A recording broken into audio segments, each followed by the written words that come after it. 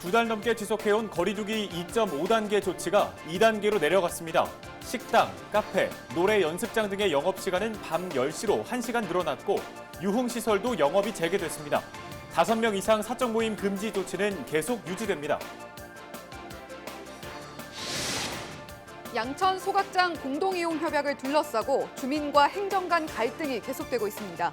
주민들은 행정당국이 소각장 공동이용 협약 내용을 제대로 이행하지 않고 있다며 소각장 쓰레기 반입 중지 가처분 신청으로 대응하겠다고 예고했습니다. 은평구 수색동 은평공영차고지 일대가 상암 DMC, 고양 향동지구와 연계한 산업지원 공간으로 개발될 전망입니다.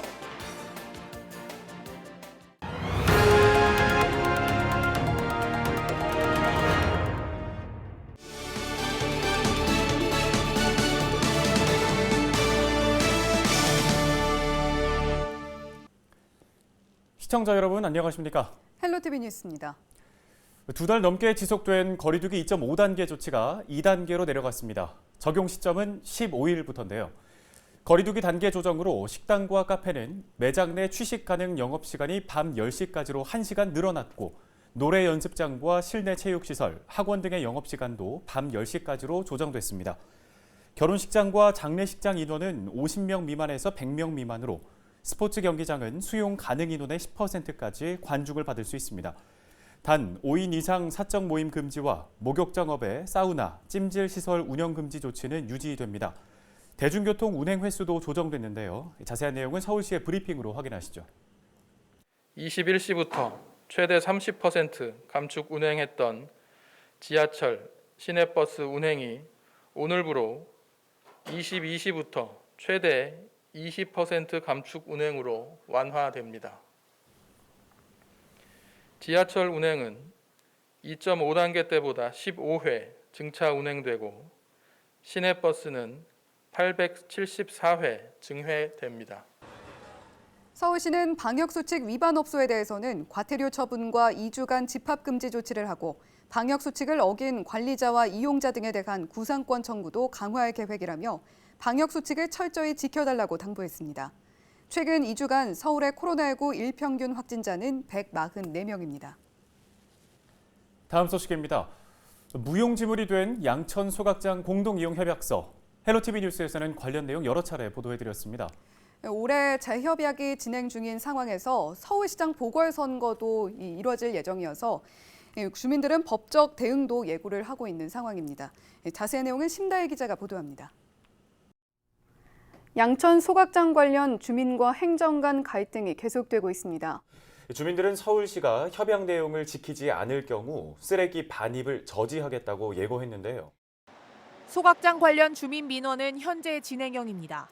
한쪽에서는 소각장 폐쇄 이전을, 다른 한쪽에서는 소각장 현대화를 요구합니다. 일부 주민들은 출근 시간 서울시청 앞에서 피켓을 들고 시위를 펼치고 있습니다. 소각장 현대 사업을 조속히 추진하든가 아니면 이전을 하든가. 지난 2010년 서울시와 양천구, 양천 주민들이 체결한 소각장 공동이용 협약서. 강서구 등 타 자치구의 생활 쓰레기를 양천구에서 소각하는 대신 일부 주민들에게 일정 금액을 지원하는 내용이 담겨 있습니다. 주민 지원은 지난해 12월로 끝난 상황. 주민들은 재협약 체결을 요구합니다. 여기에 소각장 굴뚝수 감소와 지하화 방안 마련 등의 일부 협약 내용이 10년간 지켜지지 않았다며 행정당국에 강한 불만을 토로합니다. 10년간 현대화된 약속을 불이행했으며 그다음에 소각장 쓰레기 반입, 성상 불량 쓰레기 반입에 대한 주민들의 수많은 민원과 요청이 있음에도 불구하고 전혀 지키지 않았기 때문에 협약에 의한 이행도 전혀 안 되는 거니까 협약을 이행하라는 겁니다. 우리는 시하고 구청이. 행정당국은 속 시원한 대답을 내놓지 못합니다. 서울시는 당장 소각장 개보수는 어렵다고 답하고 재협약 체결에 대해서는 협의 중이라며 말을 아꼈습니다. 양천구 역시 원론적인 대답만 내놓습니다. 협의체에서 서울시하고 공동이용 협약서 재협의안을 지금 아마 검토를 하고 있어요. 합리적인 대안을 가지고 잘 협의가 됐으면 하는 바람이죠. 행정에 대한 주민 불신은 극에 달한 상황. 주민들은 소각장 쓰레기 반입 중지 가처분 신청 등 법적 대응을 준비하고 있습니다. 이와 함께 보궐선거를 앞둔 서울시장 후보들이 소각장 대책 마련에 대한 공약을 내놓을 것을 요구합니다. 양천 소각장을 둘러싼 주민과 행정의 대립은 장기화될 전망. 양천 소각장은 환경부의 시설 사용 연한인 15년을 훌쩍 넘겨 30여 년째 운영 중입니다. 헬로티비 뉴스 심다혜입니다. 서울시가 은평 공영차고지 일대 16만 제곱미터를 개발하기 위한 기본구상 용역을 추진합니다. 은평 공영차고지 일대는 고양 향동 공공주택지구에 둘러싸여 있고 수색 차량기지 복합화 사업, 고양 덕은지구 등 주변에 다양한 개발이 추진 중인데요. 서울시는 이 일대를 상암 DMC와 연결하는 새로운 거점 축으로 개발한다고 밝혔습니다. 차고지 일대에 상암 DMC, 수색 역세권, 고양 향동지구와 연계한 산업 지원 공간을 만든다는 계획입니다. 서울시 관계자는 공영 차고지 일대는 서울의 관문이지만 노후했다며 기본구상 수립 용역을 통해 맞춤형 지역 거점 발전 전략을 구체화하고 서부권 일대 중심 기능을 강화해 나가겠다고 말했습니다.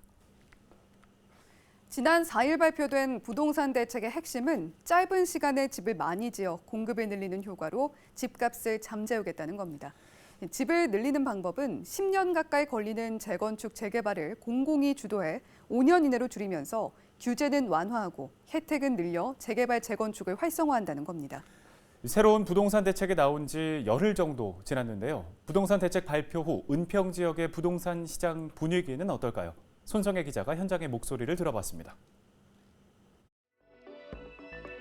가파른 언덕길의 낡은 주택가, 오래된 다가구 주택 사이사이의 좁은 골목길은 승용차 한 대가 겨우 지나갈 수 있을 정도입니다. 2014년 뉴타운 정비구역에서 해제된 수색 14구역입니다. 주거환경 개선 사업구역으로 지정된 상태지만 일부 주민들이 재개발을 추진하면서 지난해 서울시와 국토부가 진행한 공공재개발 사업공모에 신청했습니다. 이런 곳이 은평에서만 7곳에 달합니다. 기존 공공재개발 1차 후보지 선정에선 신청서를 내민 7개 구역 모두 탈락한 상황이지만 재개발 추진 의지는 어느 때보다 뜨겁게 달아오르고 있습니다. 그렇다면 지난 4일 발표된 주택공급 대책에 대해선 어떤 입장일까? 재개발 진입 문턱이 낮아졌다는 기대감에 공공재개발로 가닥을 잡은 곳이 있는 반면 대지 지역에서 도시 재생도 되고 주거환경도 되고 다 돼요. 주민 동의율도 75%에서 3분의 2에 66.7%로 내려갔고, 그러니까 어떻게 보면 더 손쉽죠. 접근하기가. 공공이 재개발 사업 시행권을 다 가져간다는 거부감으로 기존 조합 설립 방식의 재개발을 추진하겠다는 곳도 있습니다. 공공이 아니면 어떤 혜택을 안 주게끔 이렇게 LH나 SH에서 다 사업을 주관하고 간다면 누가 거시겠어요? 뒤에서 행정, 지도를 엄만히 해주고. 하지만 정부가 투기 과열 억제책으로 내놓은 4일 대책 발표 이후 집을 사면 분양권 대신 현금 청산을 받도록 한 것에 대해선 한 목소리로 강한 불만을 표출합니다. 과도한 재산권 침해라는 겁니다. 이사 조치 이후에 된 매매는 분양권을 안 주고 현금 청산을 하겠다 이런 식으로 나오거든요. 그럼 현금 청산이 몇 푼 나오겠습니까, 사실상. 부동산 3군데를 제가 체크를 해봤는데 개미 새끼 하는 말이 없대요. 입주권을 못 받으니까 사는 사람이 리스크가 크죠. 현금 청산 논란 속에 공공이든 민간이든 재개발 추진에 대한 기대감은 커지고 있는 상황. 여기에 이번 대책으로 당장 집값 안정을 기대하긴 어렵고 전세난은 심화될 것이라는 전망과 함께 부동산 시장 불안은 더 커질 것이란 우려가 나오고 있습니다. 단기적으로는 오히려 개발에 대한 호재 기대감 이런 것들이 생겨나거든요. 그리고 작년에 임대차법 통과 이후에 그 전세난으로 인한 가격 상승이거든요. 지금은 그와 관련해서 해소된 바는 없잖아요. 헬로티비 뉴스 손성혜입니다.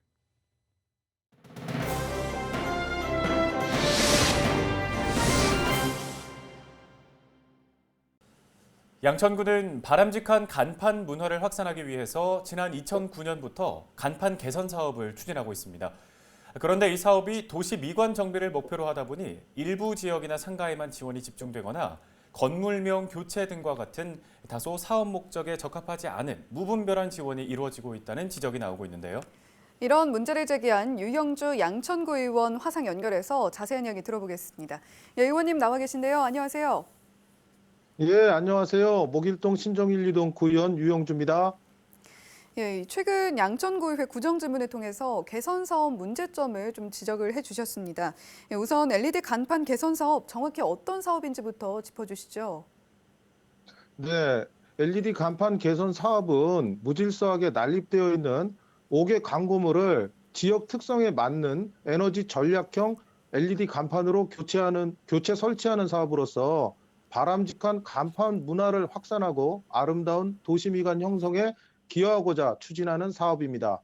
총 3년 동안 12억 2,800만 원이 소요된 것으로 확인되었습니다. 네. 지역 내에서 간판 개선이 이루어진다면 말씀하신 대로 바람직한 간판 문화를 확산하고 또 도시 미관을 정비하는 데 큰 도움이 될 것 같은데 간판 개선 사업이 진행된 지난 10여 년 동안 구민들이 변화를 체감했을 거라고 보시나요? 네, 간판 정비 지역 일대에 사는 구민분들은 어느 정도 변화를 느끼셨을 겁니다. 해당 지역 일대에 간판이 새롭고 슬림한 디자인으로 교체가 되었기 때문이죠. 하지만 매년 약 300m 이내의 일부 구간만 정비되기 때문에 모든 구민이 변화를 느끼기에는 한계가 있을 것이라고 생각합니다. 또한 이 사업의 특징을 보면 대형 상가에 집중적인 지원이 되고 있으며 바로 옆 영세 상인들은 코로나로 인해 어려운 시기에 대형 업소의 세금으로 간판까지 교체해 준다며 형평성에 대한 민원을 제기하기도 했습니다. 그 밖에도 업종을 가리지 않는 무분별한 간판 교체 지원으로 사회적 인식이 좋지 않은 업종의 간판마저도 세금으로 정비하는 것이 맞냐는 문제 제기를 하는 민원을 받았습니다. 결국 다각적인 민원 접수에 따라 간판 개선 사업에 한목적성에 강한 의심이 생겼고 면밀한 현장 조사와 자료 검토를 통해 문제를 파악하게 되었습니다. 예, 변화는 분명히 있었지만 이 형평성이나 또 지원 기준에 대한 불만 같은 이 다양한 문제들이 있었던 것 같은데요. 예, 이번에 간판 개선 사업 자료 등을 면밀하게 검토를 하셨을 텐데 의원님께서 판단하시기에 해당 사업의 가장 큰 문제점은 어떤 부분이었다고 보십니까? 네, 간판 개선 사업을 검토하며 여러 가지 아쉬운 점을 느꼈지만 가장 큰 문제는 스스로 세운 기준과 원칙을 어겨가면서까지 방만하게 예산을 집행한 것입니다. 한 개 업소당 최고 250만 원 이내에 간판 개선 보조금을 지원하고 초과 비용은 점포주가 부담하도록 원칙이 마련되었으나 이마저도 지켜지지 않았습니다. 2019년 원가 조사 보고서를 살펴보니 간판별 원가가 250만 원이 넘는 점포 수는 140개, 전체의 75%에 이르렀습니다. 심지어 원가가 543만 원에 육박하는 곳도 있지만 모두 점포주의 자부담이 없이 간판 교체를 했습니다. 이를 종합한 결과 이미 편성한 예산을 최대한 지출하면서도 점포주의 부담을 받지 않기 위해 한 개 점포당 250만 원 이내라는 예산을 맞춰야 했고 이 때문에 비교적 제작 설치가 저렴했던 건물명 간판을 우후죽순 제작했던 것은 아닌가 하는 합리적인 추론을 할 수도 있었습니다. 네.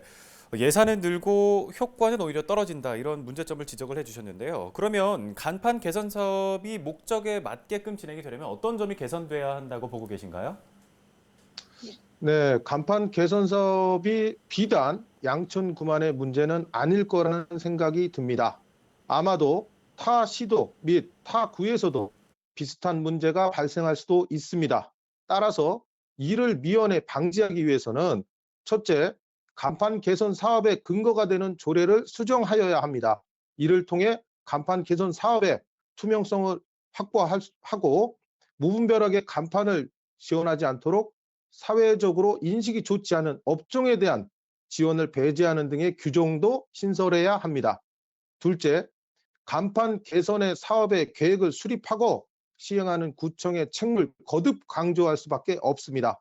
사업 담당 부서는 스스로 세운 목적과 원칙을 준수해야 할 것입니다. 예, 10년 넘는 긴 시간 동안 추진되어 온 사업인 만큼 이 예산이 더 이상 낭비되지 않도록 철저한 관리 감독하에 간판 교체 사업 추진되길 바랍니다. 네, 의원님 오늘 말씀 감사합니다. 네, 감사합니다. 예, 지금까지 유영주 양천구 의회 의원이었습니다.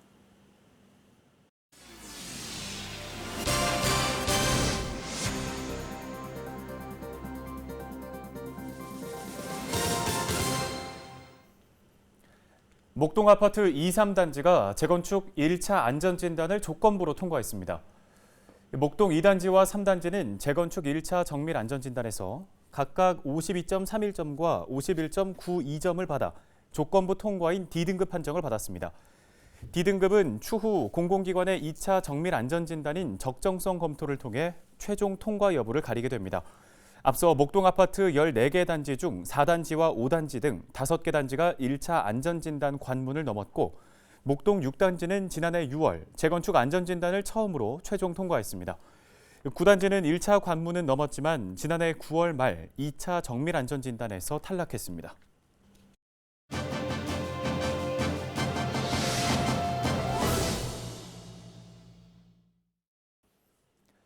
설 연휴 기간 포근한 날씨가 이어지면서 전국의 대기질이 좋지 못했습니다. 이번 주는 다시 기온이 큰 폭으로 떨어진다고 하는데요. 자세한 기상 상황은 김승배 기상산업협회 본부장 화상 연결해서 들어보겠습니다. 네, 본부장님, 한동안 따뜻한 봄 날씨가 이어졌는데 이번 주에 영하 10도 안팎의 맹추위가 예보돼 있죠? 네, 그렇습니다. 포근한 설 연휴를 보냈는데 15일 낮부터 북쪽에서 찬 공기가 내려오면서 기온이 떨어지기 시작해서 17일 이번 한파의 정점이 될 것으로 보입니다. 서울 아침 최저 기온이 영하 10도, 낮 기온이 해가 떠 있는 낮에도 영하 5도까지밖에 못 올라가니까 이번 찬 공기의 그 위력을 짐작해 볼 수 있습니다. 2월 18일이 우수인데 대동강물이 풀린다는 따뜻한 시점에 북극에서 찬 공기가 내려와서 또 추워질 것으로 전망이 됩니다. 네, 올겨울에는 한파가 기습적으로 찾아오곤 했는데 이번 주의 추위가 이번 겨울의 마지막 추위라고 봐도 될까요? 영하 10도까지, 그러니까 강원도에는 영하 15도까지 떨어지는 이런 한파가 이번이 마지막이지 않을까 이제 전망이 됩니다. 이제 그 이유는 그 12월 21일 하지를 정점으로 해서 태양이 점점 고도가 높아지기 때문입니다.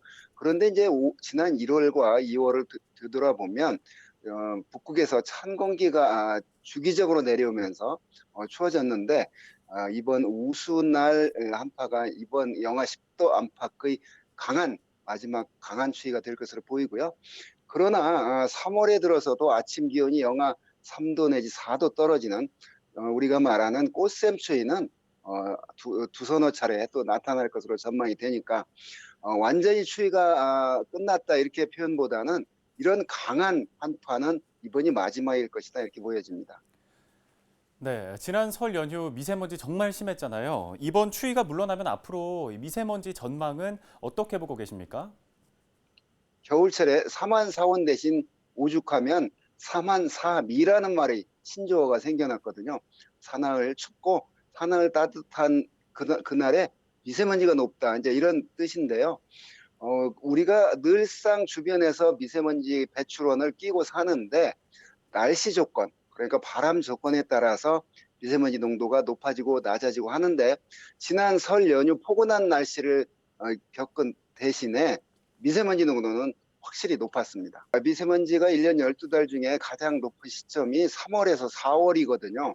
이제 앞으로 겨울이 지나고 봄이 되면 공기가 정체하는 날이 많아지기 때문에 그 미세먼지 농도가 더 높아질 겁니다.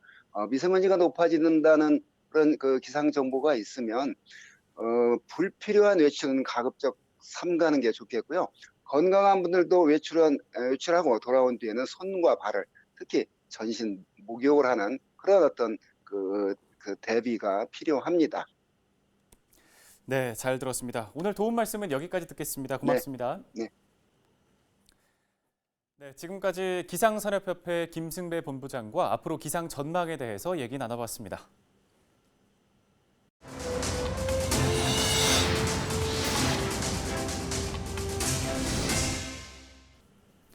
헬로티비 뉴스 마칩니다. 시청해주신 여러분 고맙습니다.